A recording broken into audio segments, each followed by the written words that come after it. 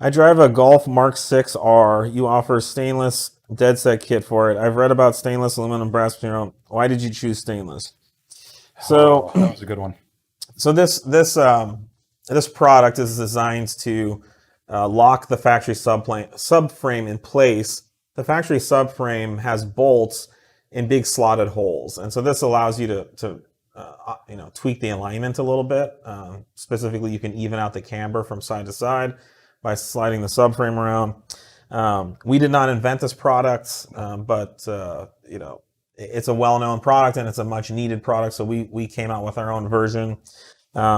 We use stainless steel because the entire purpose of this product is to hold the subframe in place. Stainless steel is an extremely hard, strong, and dense material, and it will hold the subframe in place better than any other material. Certainly better than aluminum or brass. One huge problem we ran into with some of the Mark 6 cars specifically, was some of the brass or aluminum or any of the softer inserts would deform as you were clamping them up, and they would start grabbing the threads on the bolts.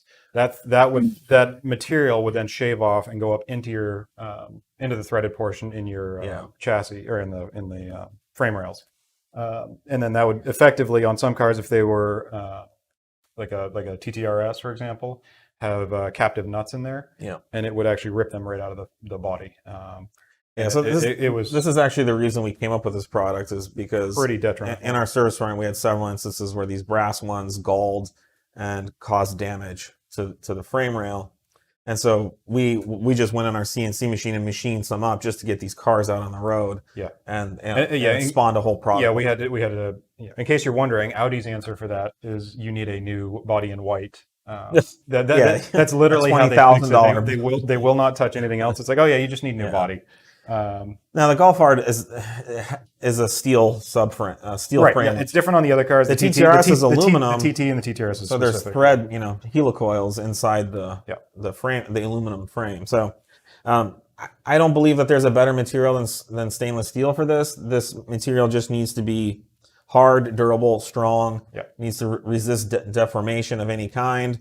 As you know, aluminum, brass are very soft materials. Brass is specifically a material that people use. There's brass hammers and there's brass jaws you can make, specifically because it's soft. So I don't know the logic behind using any other material.